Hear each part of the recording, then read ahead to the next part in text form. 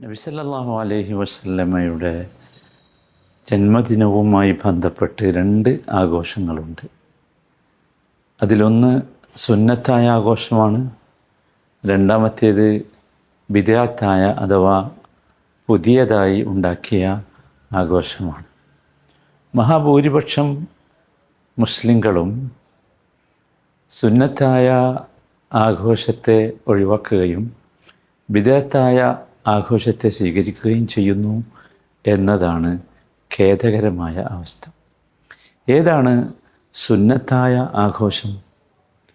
നബി സല്ലല്ലാഹു അലൈഹി വസല്ലമയുടെ സന്നിധിയിലേക്ക് ഒരാൾ വന്ന് ചോദിച്ചു, നബിയെ, എന്തുകൊണ്ടാണ് തിങ്കളാഴ്ചയും വ്യാഴാഴ്ചയും നോമ്പെടുക്കുന്നത്? അതിന് നബി സല്ലല്ലാഹു അലൈഹി വസല്ലമ പറഞ്ഞ മറുപടി, ഫീഹി ഉലിത്തു വഫീഹി ഉൻസില അലയ്യൽ ഖുർആൻ.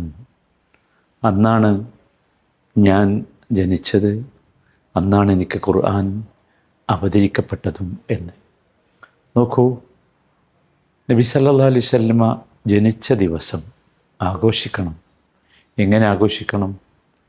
നബി സല്ലല്ലാഹു അലൈഹി വസല്ലമ കൽപ്പിച്ചതുപോലെ, ചെയ്തതുപോലെ അന്ന് നോമ്പെടുത്തുകൊണ്ട് ആഘോഷിക്കണം.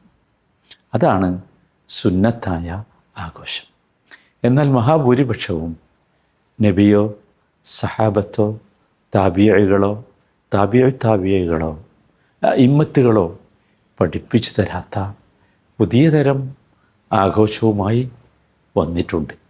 അതുകൊണ്ടാണ് അത് പുതിയത് അല്ലെങ്കിൽ ബിദ്അത്ത് എന്ന് പറയുന്നത്. നാം സുന്നത്തായ ആഘോഷത്തെയാണ് സ്വീകരിക്കേണ്ടത്.